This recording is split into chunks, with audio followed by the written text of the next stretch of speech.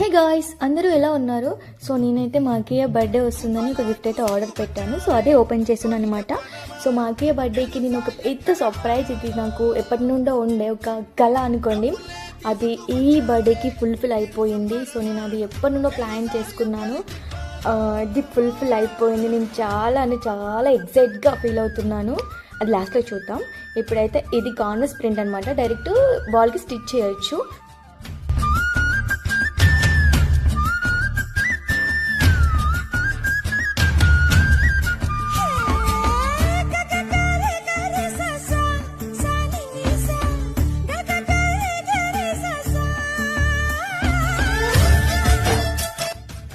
Is my favourite photo. మేము అన్నీ దిగిన దాంట్లో నాకు ఈ ఫోటో అనేది చాలా ఇష్టం. చెప్పాను కదా, సర్ప్రైజ్.